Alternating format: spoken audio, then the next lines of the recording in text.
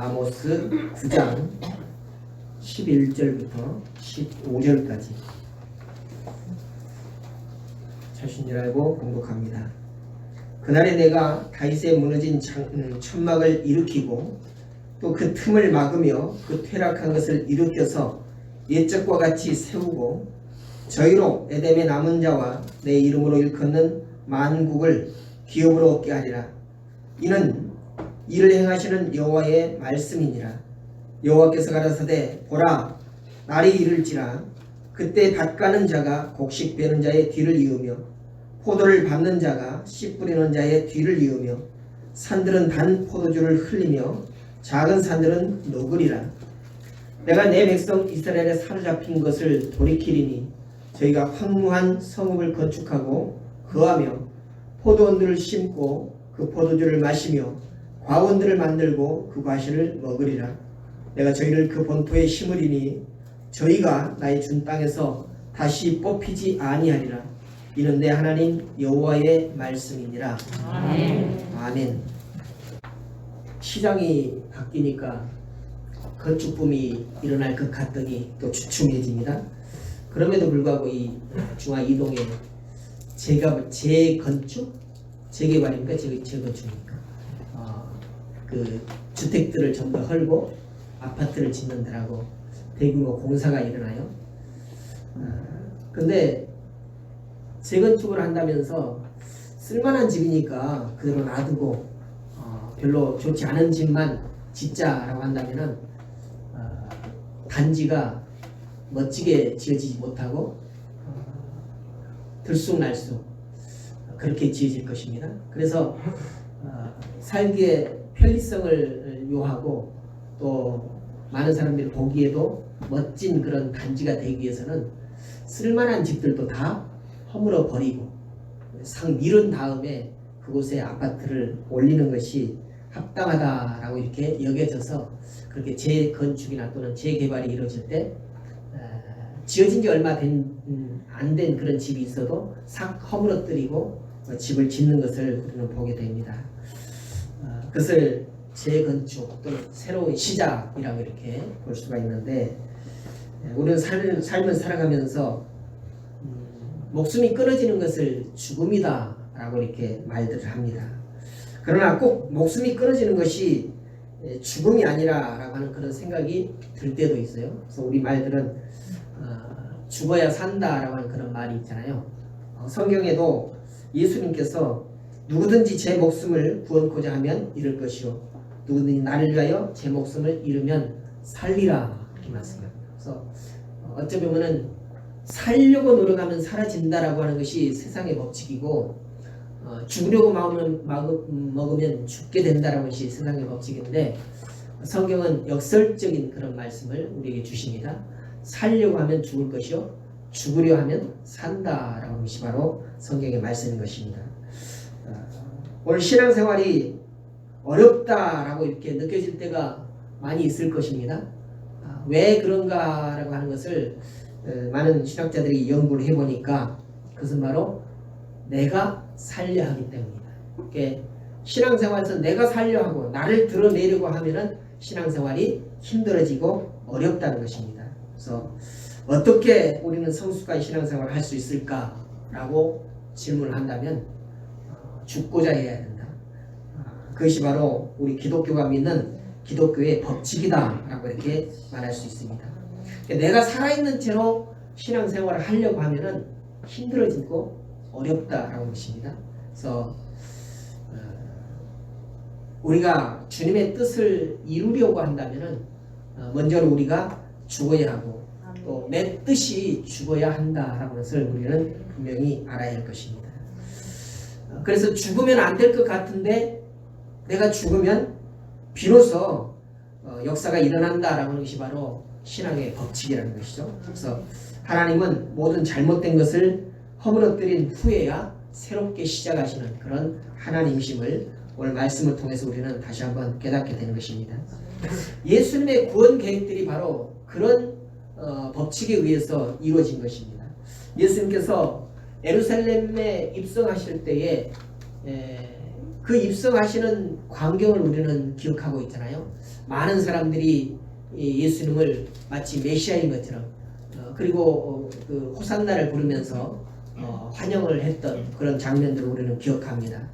그러나 그렇게 환영하던 그 사람들의 마음속에는 예수님을 정치적인 메시아로 알고 있었다는 것입니다. 그래서 로마 약자에 있었던 이스라엘이 이제 저 예수라고 하는 사람에 의해서 해방이 되질 것이다. 우리는 자유함을 얻을 것이다. 정치적으로 사회적으로 큰 자유를 누릴 것이다 라고 하는 그런 생각 때문에 그렇게 환호를 했다는 것입니다. 그러나 예수님께서는 그것이 아니다라는 것을 분명히 알았어요. 예루살렘으로 들어가시는 그 순간 또는 그 전부터서 이것은 큰 고난의 길이다. 곧 죽어야 할 길이다 라고 하는 것을 아셨다는 것입니다. 그럼에도 불구하고 예수님께서 예루살렘으로 들어가시는 것은 바로 하나님의 큰 계획 속 그리고 그 계획을 이루시려고 하는 그런 섭리하신 그런 과정이었다는 것입니다. 그래서 십자가에서 자기를 죽어서 온 인류를 살리시겠다라고 하는 것이 바로 구원 계획이고 구원의 섭리다라는 것입니다. 이것을 이루시기 위하여서 예수님께서는 예루살렘으로 입성을 하셨습니다. 세상적인 그런 시각으로 봤을 때 죽을 줄 알면서 들어간다는 것은 되게 미련한 것이 있습니다. 그래서 불순자들이 볼 때에 예루살렘에 가면 죽는다라고 하는 것을 알면서도 왜 올라가느냐 도무지 이해할 수 없다라고 이렇게 생각을 했을 것입니다. 그러나 하나님의 구원 섭리를 제대로 안다면 이것을 분명히 그 미련한 짓을 왜 하느냐라고 말하지 않을 것입니다. 십자가는 도리어 우리에게 생명을 주기 위해서 하나님께서 마련하신 은총의 틀이다라고 이렇게 우리는 알아야 할 것입니다. 성경은 그래서 이렇게 말합니다. 십자가의 도가 멸망하는 자들에게는 미련한 것이요 구원을 얻는 우리에게는 하나님의 능력이다. 그러니까 예수님께서 죽고자 하는 그 길을 가셨지만 그것이 죽는 길이 아니라 사는 길이고 우리 인류를 모두 다 살리는 길이다 라고 하는 그런 말씀인 것입니다. 그래서 십자가에 예수님께서 죽으셔야만 부활이 있고 또 부활하셔야만 승천이 있고 승천하셔야 예수님의 영광을 받으신다는 것입니다. 그래서 하나님의 능력은 완전히 소멸시킨 후에 다시 세우시는 것이 바로 하나님의 은혜인 것입니다. 오늘 본문 말씀을 보면은 남유다 출신 목자인 아모스 선지자가 남유다를 향하여서 말씀을 선포하는 것이 아니라 북왕국 이스라엘을 향하여서 말씀을 선포하고 있습니다. 1절을 보니까요. 1장 1절에 유다왕 우시아 시대에 곧 이스라엘 왕 요아스의 아들 여로보암 시대에 지진 전 2년에 두루와 목자 중 아모스가 이스라엘에 대하여 묵시받은 말씀이라 이렇게 아모스서가 시작이 됩니다. 그러니까 그 시대와 또 이 말씀을 선포하는 대상, 말씀을 듣는 대상이 누군가에 대해서 분명하게 말하는데 그것은 바로 이스라엘 왕 요아스의 아들 여로보암 왕 시대에 있다는 거죠. 여로보암은 정말로 북왕국 이스라엘의 왕들 중에서도 가장 하나님을 노엽게 해드리는 그런 왕이었습니다. 그래서 이 여로보암 왕 시대 때에 바로 이 말씀을 선포하는데 그 말씀을 들어야 할 대상이 누구냐 보니까 북왕국 이스라엘 백성들에게 선포하는 말씀이라는 것입니다. 이 왕국이 남북으로 갈라진 후에 북왕국 이스라엘은 하나님께 예배하고 싶은데 예배의 장소가 예루살렘에 있어서 이 정치적으로 예루살렘에 갔다 오지 못하도록 예루살렘에 가면은 그곳이 더 좋아 보이니까 그곳에 그냥 정착을 해버릴까 봐서 예루살렘 성으로 가지 못하도록 하는 그런 정책을 폈습니다. 그래서 우리 하나님 앞에 백성들이 하나님 앞에 예배를 드리는데 꼭 예루살렘에만 가야 되느냐? 아니라는 것이죠.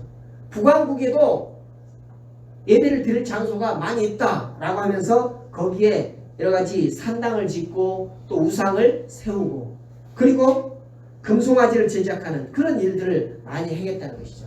그래서 마치 그 애굽에서 가나안 땅으로 이렇게 행할 때에 시내산에서 아론에게 막 압력을 가해가지고 백성들이 금송아지를 만들고 그것이 바로 보이는 하나님이다 라고 이렇게 섬겼던 것처럼 오늘 이 여로보암 시대 때도 북왕국 이스라엘이 산당을 지어놓고 그곳에다가 금송아지를 만들고 또 여러 가지 다른 우상들을 신상도 만들어 놓고 하나님도 섬기고 우상도 섬기는 더불어서 복을 받자라고 하는 그런 의미로 막 우상을 섬기는 그런 하나님을 노엽게 드리고 극악한 그런 세월이었다는 것입니다. 그래서 이런 이스라엘 백성들을 보면서 하나님께서는 이 아모스를 세워서 하나님의 말씀을 선포하게 하시는 것입니다. 그래서 살고자 한 행위들이 바로 하나같이 죽는 길이다. 북왕국 이스라엘 백성들이 하나님께 나아간다고 하지만은 온전하게 나아가는 것이 아니라 마치 불구덩이로 뛰어드는 그런 형국을 지니고 있었다라고 하시죠. 그래서 하나님께서는 도무지 그 모습을 볼 수가 없어서 그냥 보아 넘기질 수가 없어서 오늘 아모스 선지자를 통해서 하나님의 마음을 전하고 또 하나님께서 경계의 말씀을 주시는 그런 말씀이다 그런 것입니다. 그래서 오늘 이 말씀을 토대로 해서 우리는 아모스는 어떻게 살아야 제대로 사는지에 대해서 뭐라고 말씀하시는지 또 생명을 어떻게 얻을 수 있는지 그리고 하나님께서 이 북왕국 이스라엘 백성들을 향하여서 말씀하시는 뜻이 무엇인지에 대해서 분명히 우리가 깨닫는 시간이 되기를 원합니다. 먼저 이 말씀에서 우리에게 주시는 그런 교훈들을 받고자 합니다. 우상을 숭배하고 공의를 훼손하고 또 인간적인 욕망에 사로잡힌 그런 신앙과 그런 삶은 신앙과 또 사회가 올바르게 되어질 수 없다라는 것을 오늘 지적을 하고 있습니다. 그래서 하나님께서는 이스라엘을 도무지 이 상태로는 하나님의 백성으로 이끌어갈 수가 없다라고 이렇게 여겨서 그 이스라엘을 무너뜨려서 완전히 망하게 한 다음에 다시 시작하시겠다라는 그런 계획임을 오늘 아모스 선지자의 입술을 통해서 선포하게 만드시는 것입니다. 우리가 컴퓨터를 사용하다 보면은 잘 작동이 안 될 때가 있어요. 그래서 구동이 잘 안 되면은 버튼을 하나 누르면 됩니다. 그것이 바로 리셋 버튼이라고 합니다. 리셋 버튼은 다시 처음부터 시작하는 것처럼 이렇게 되어지는 그런 버튼이에요. 그런데 그래도 되지 않을 경우가 있어요. 아무리 리셋 버튼을 눌러도 컴퓨터가 잘 작동이 안 될 때가 있어요. 그런 경우에는 뭘 하느냐 하면은 포맷이라고 하는 것을 합니다. 그러면 새로 다시 그 안에 있는 프로그램을 전부 다 지워버리고 새롭게 깔아가지고 시작을 한다는 것이죠. 이와 같이 하나님께서는 이스라엘을 바라보시면서 그렇게 하시겠다는 것입니다. 여러 번 경고의 말씀을 주시면서 다시 해봐라 제대로 해봐라 라고 했지만은 그것이 되지 않으니까 이제는 포맷을 해버리시겠다라고 하는 그런 말씀인 것이죠. 그렇지만 듣는 이스라엘 사람들의 처지에서 보면은 어떻겠습니까? 우리가 멀쩡하게 잘 살아가는데 이대로 살아도 괜찮겠는데? 라고 한 그런 마음을 살아가고 있는데 하나님께서는 그 백성들을 완전히 쓸어버리겠다는 거죠. 그러니까 그 이스라엘 백성들 입장에서 보면은 참으로 두렵고 떨리는 별로 달가워하지 않는 그런 말씀이다 라고 것입니다. 어찌 보면 속이 뒤집히는 그런 말씀일 것입니다. 그래서 살려고 하면은 죽으라고 하는 이 말씀은 희망을 꺾어버리고 우리가 어떻게 살아야 할 것인가? 이게 뭔 일이지? 라고 하는 그런 의문을 품게 만들었다는 것입니다. 그렇지만 하나님께서는 그냥 무작정 죽으라고 하는 것이 아니라는 것이죠. 죽어야 산다라고 하는 그런 말씀인 것입니다. 오늘 11절을 보십시오. 그날에 내가 다윗의 무너진 천막을 일으키고 그 틈을 막으며 그 퇴락한 것을 일으켜서 옛적과 같이 세우고 라고 말씀합니다. 그러니까 그냥 아무런 의미 없이 아무런 희망 없이 소망 없이 그렇게 무작정 무너뜨리겠다는 것이 아니라 다시 새롭게 하시겠다는 그런 소망을 주고 계시는 것입니다. 그래서 또한 13절을 보니까 여호와께서 가라사대 보라 날이 이를지라 그때 밭 가는 자가 곡식 빼는 자의 뒤를 이으며 포도를 밟는 자가 씨 뿌리는 자의 뒤를 이으며 라고 이렇게 말씀합니다. 이 말씀 보니까 놀라운 복이 펼쳐지죠. 미처 추수도 다 하지 않았는데 그 추수하는 사람 뒤를 쫓아가면서 또 파종을 한다는 거죠. 뭡니까? 또다시 곡식을 얻을 수 있는 그런 일을 행할 수 있도록 한다는 것이죠. 우리나라 이렇게 농촌을 보면은 대부분 일모작을 하잖아요. 일모작.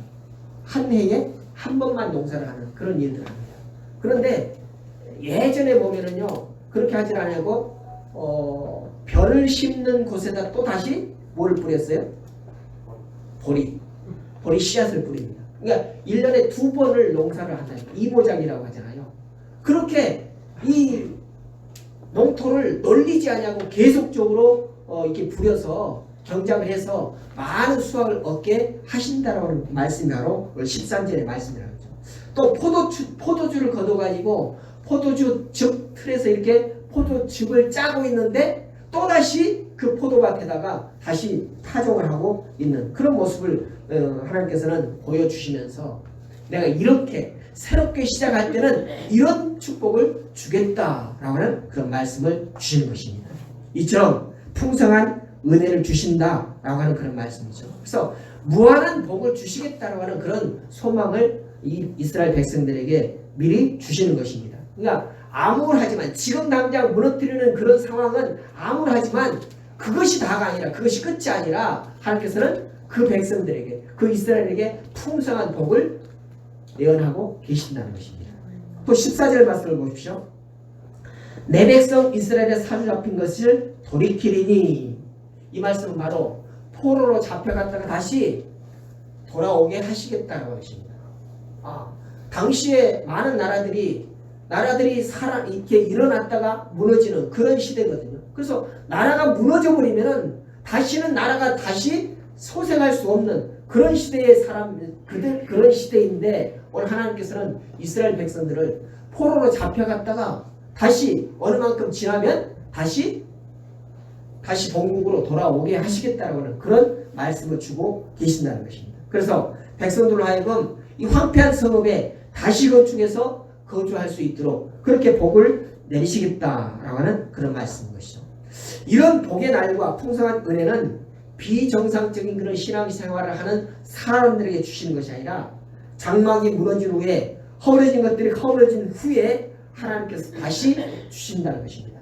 폐역하고 하나님의 뜻을 어기는 그런 사람들에게 그럼에도 불구하고 주시겠다는 것이 아닙니다. 그들의 마음을 새로 갈아엎고 새로운 마음으로 새로운 심령으로 시작할 때 하나님께서는 그들에게 복을 부어 주시겠다라고 하는 말씀인 것이죠. 그래서 하나님께서 그렇게 하실 계획을 세웠으면 그 백성들은 어떻게 해야 될까요? 그 계획에 순응하고 순복하는 것이 합당한 일인 것입니다. 그렇게 되면은 그 길이 마치 죽는 길처럼 그렇게 보여지지만 아닙니다. 오히려 사는 길이다 하는 것입니다.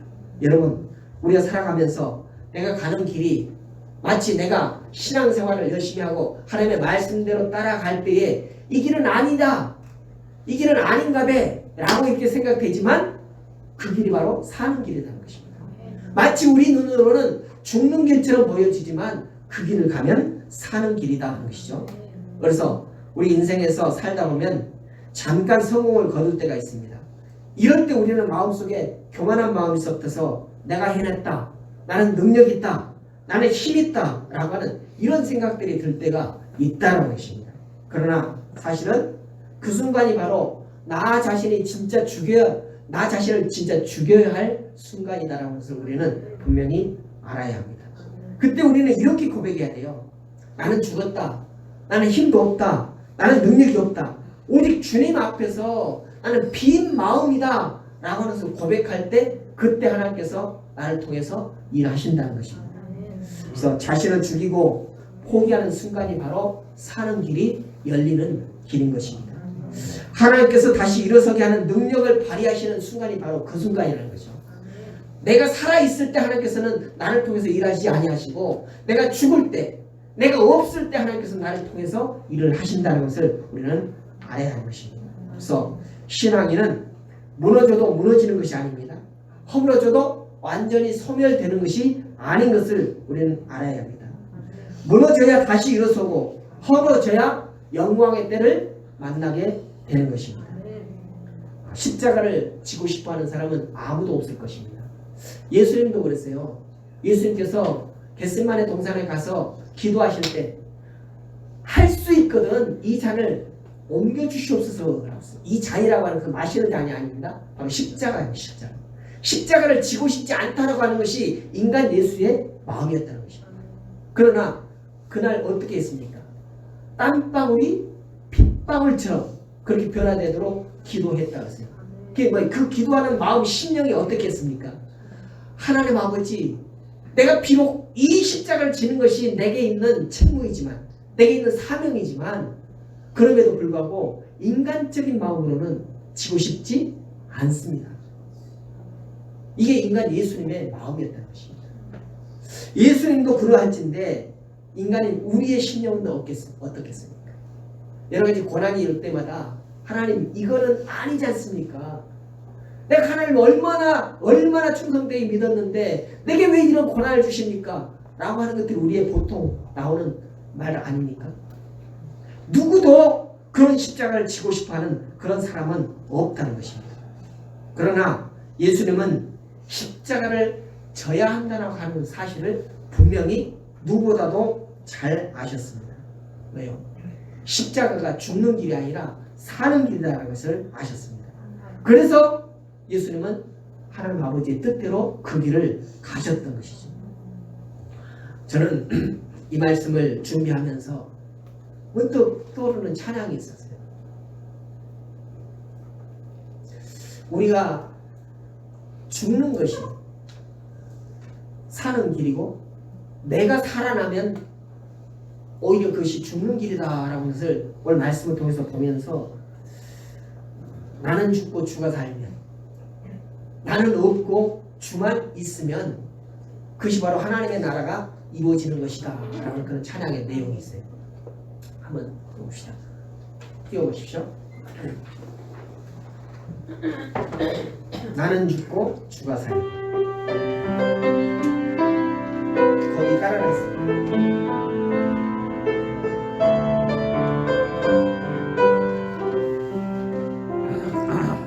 너는 죽고 주가 살고 나는 없고 주만 있으면 이 땅에서 하나님의 아름다운 나라 이루리. 다시 한번 나는 죽고 주가 살고 나는 없고 주만 있으면 이 땅에서 하나님의 아름다운 나라 이루리. 내 안에서 내가 산다면, 내 안에서 내가 산다면 육체의 열매를 맺으며, 내 안에서 주가 산다면 성령의 열매를 맺으리. 나는 죽고 주가 살고 나는 없고 주만 있으면 이 땅에서 하나님의 아름다운 나라 이루리. 나는 죽고 주가 살면, 나는 죽고 주가 살면, 나는 죽고 주가 살면 주의 나라 이루. 다시 한번 나는 죽고 주가 살면, 나는 죽고 주가 살면, 나는 죽고 주가 살면 주의 나라 이루리. 아멘. 내 삶에서 내가 죽어지고 주가 살면 하나님의 나라를 이룬다라고 하는 그런 노래인 것입니다. 오늘 우리는 이 말씀을 우리의 신앙생활에 늘 적용하면서 살아야 할 것입니다. 신앙생활을 하는 동안에 여러분, 나 자신을 드러내려고 하지 마십시오. 늘 죽이면서, 나 자신을 죽이면서 그렇게 신앙생활을 하시길 바랍니다. 교회 안에서 봉사를 할 때도 마찬가지입니다. 봉사를 할 때도 나를 드러내서 봉사하지 마시고 나를 죽이면서 봉사하시길 바랍니다. 그래야 하나님께서 일으켜 사용하십니다. 예배 드릴 때도 나 자신을 죽이시길 바랍니다. 또 각종의 봉사를 할 때도 불쑥불쑥 내 자신이 솟아오를 때에 나를 잡아 누리시길 바랍니다. 그래야 하나님께서 일하십니다. 또 사업을 할 때, 직장생활을 할 때도 나를 내세워서 하려고 하지 마시고 오히려 나를 죽이고 나를 허물어뜨리시는 그런 삶을 살아가시길 바랍니다. 그럴 때 하나님께서는 사람들의 마음을 감동 주시고 여러분의 헌신을 알아주신다는 것입니다. 어쩌면 그렇게 살아갈 때, 나를 죽이고 나를 억누르고 살아갈 때 손해볼 경우도 있습니다. 또 해를 받을 수도 있을 것입니다. 그렇지만 그것 때문에 우리가 주눅들거나 움츠러들어서는 안 된다는 것이죠. 무너져도 허물어져도 너무 걱정하지 마시고 하나님께서 주시는 그런 용기로 살아갈 때에 하나님께서는 우리를 사용하셔서 우리를 도구 삼아서 일하실 것이고 그것이 바로 하나님의 뜻을 이루는 것이고 하나님을 따라서 살아가는 우리의 모든 삶들이 바로 하나님과 동행하는 삶이 될 것입니다. 여러분, 내가 죽는다고 해서 내가 살아가는 데에 실패를 맛볼 것이다? 아닙니다. 하나님께서는 그렇게 우리가 나를 죽이고 나를 감추며 살아갈 때 하나님께서는 나를 다시 일으키 세우시고 나를 통해서 하나님의 뜻하시는 것을 이루신다는 것입니다. 십자가상에서 죽음같이 완전하게 무너질 때에 하나님께서는 다시 우리를 사용하시고 새롭게 하나님의 나라를 세우신다는 것을 우리는 분명히 예수님의 생애를 통해서 깨달았습니다. 예기치 못하게 어려움을 겪어야 할 때가 있습니다. 하지만 이것을 통해서 살리시는 하나님을 믿으며 나아가시길 바랍니다. 그러면 하나님께서 우리에게 더 풍성하신 은혜를 베풀어 주십니다. 오늘날에는 사업도 어렵고 직장도 어떻게 될지 또 백신이 맞는 사람이 있다고 하는데 막 혈전이 생겨가지고 어떻게 될지 늘 불안한 그런 사회 아닙니까?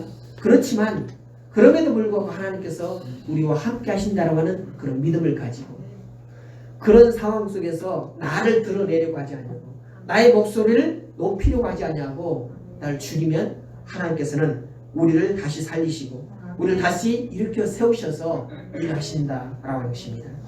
오늘 우리나라는 어떻게 될 것인가 예측하기 어렵습니다. 한마디로 우리는 고난의 때를 살아가고 있다는 것이죠. 불확실성의 시대를 살아가고 있는 것입니다. 그러나 이렇게 불확실성 그리고 누구도 알 수 없는 그런 세상을 살아간다고 하지만 그러나 우리는 분명히 하나님의 인도하심을 받고 살아가는 그런 존재들이기 때문에 불안한 삶을 살아가시지 마시기 바랍니다. 불안한 마음을 거두시기를 바랍니다. 늘 하나님의 인도하심을 받는다라고 하는 그런 생각을 가지고 살아가시기를 바랍니다. 이때 내 자신을 죽이고 아버지의 뜻을 구하는 그런 삶을 살아갈 때에 무너진 자리에서 다시 일으켜 세우시는 하나님의 축복을 누리며 살아갈 수 있게 되는 것입니다. 하나님은 분명히 살아계십니다. 힘과 능력을 가신 전능하신 하나님이십니다. 우리가 늘 기도할 때마다 전능하신 하나님이라고 그렇게 부르지 않습니까? 부르면서 우리가 따르지 못하고 믿지 못한다면 그것은 언어 도단이에요. 말과 행동이 맞지 않는다는 것이죠. 그래서 우리가 전능하신 하나님이라고 부른다면 그 전능하신 하나님을 분명히 믿어야 할 것입니다. 하나님께서는 하시고자 하시면 못할 것이 없는 그런 분이십니다. 마가복음 9장 23절에 이렇게 말씀합니다. 할 수 있거든이 무슨 말이냐? 믿는 자에게는 넣지 못함이 없느니라. 또 사도 바울도 내게 능력 주시는 자 안에서 내가 무엇이든지 할 수 있느니라 라고 이렇게 말씀하세요. 여러분 내 힘으로 무엇이든지 할 수 있다가 아니라 내가 예수님 안에서 하나님의 통치하심 안에서 무엇이든지 할 수 있다. 그러니까 내 힘이 아니라 하나님의 힘으로 하나님의 능력으로 할 수 있다는 그런 믿음을 가지고 살아가시면 여러분이 어떤 사회적인 불안이 있다 할지라도 능히 이기며 소망을 가지고 살아갈 수 있게 되는 것입니다. 오늘 아모스 선지자가 이스라엘에게 멸망을 선포하고 있어요. 오늘 본문 이전에 보면은 이스라엘아 너희는 망할 것이다. 포로로 잡혀갈 것이다. 이렇게 선포하고 있다는 거죠. 얼마나 불안합니까? 얼마나 그 마음의 화를 불러는 분노를 일으키는 그런 선포 아닙니까? 그럼에도 불구하고 그것이 맹목적인 그런 선포가 아니라 분명히 그 이후에 다시 너희가 새롭게 되어지면, 새로운 마음이 되고 새로운 심령이 되어지면 그곳에 하나님께서 다시 일으켜 세우시겠다는 하는 그런 소망을 포함한 그런 선포다 하는 것입니다. 그래서 넘어지고 망할지라도 다시 일으키시기 위한 그런 계획이 하나님께는 분명히 있다는 것입니다. 여러분, 우리가 인생을 살아가면서 실패하고 넘어지고 자빠질 때 하나님을 의지한다면 하나님께서는 그런 과정을 통해서도 분명히 어떤 뜻이 있다는 것입니다. 그리고 하나님의 뜻을 기억하면서 살아가시기를 주님의 이름으로 부탁을 드립니다. 아멘. 이런 좌절하고 낭망하기 쉬운 이런 때에 분명히 하나님 믿는 우리 백성들은 용기를 내서 어려운 때를 이겨내시는 그런 성도의 삶을 살아가시기를 바랍니다. 아멘. 하나님께서 다윗 가문을 다시 이렇게 세웠던 것처럼 오늘 여러분의 가정과 여러분의 가문도 또 여러분 자신들도 다시 일으켜 세우시고 새로운 하나님의 일을 도모할 때에 여러분을 도구로 일꾼으로 사용하시리라고 하는 것을 분명히 믿고 하나님의 뜻을 바라보며 살아가시는 여러분 될 수 있기를 주님의 이름으로 축복합니다. 아멘. 기도하겠습니다. 감사하신 아버지 하나님, 오늘 아모스 선지자가 북왕국 이스라엘 백성들에게 멸망의 하나님 말씀을 선포하고 있을 때에 그 백성들은 좌절하고 낭망할 수밖에 없었습니다. 그러나 그 선포되는 말씀 속에는 다시 새롭게 하여 이렇게 세우시겠다라고 하는 하나의 분명한 계획도 포함되어 있음을 우리는 깨닫습니다. 아버지 하나님, 우리가 살아가면서 늘 좌절하고 절망할 수밖에 없는 그런 삶을 산다 할지라도 분명히 하나님께서는 이런 삶 과정 속에서도 하나님의 뜻이 계시고 하나님의 우리를 사용하시고자 하는 계획이 있음을 알게 하여 주시옵소서. 그래서 절망 속에서도 희망을 바라보고 낭만 속에서도 소망을 가지고 살아갈 수 있는 저희들 될 수 있도록 인도해 주시옵소서. 무엇보다도 내가 사는 것이 오히려 죽는 것이라고 깨닫고 내가 죽는 것이 사는 것임을 알고 나는 죽고 주가 사는 그런 삶을 살아서 하나님의 나라가 이 땅에 세워지기를 또 하나님의 나라가 이루어지기를 소망하며 살아가는 저희들 될 수 있도록 붙들어 주시옵소서. 아버지 하나님, 우리 가운데 절망할 수밖에 없는 그런 상황에 있는 자들이 있으니까 주님께서 그들을 만지시옵소서. 찾아가 주셔서 일으켜 세워 주시옵소서. 다시금 새롭게 일할 수 있도록 다시금 새롭게 주님을 바라볼 수 있도록 그들의 시선을 깨끗하게 씻어 주시옵소서. 아버지 하나님께서 우리와 함께 하심을 믿사오며 예수님의 이름으로 기도드렸습니다. 아멘.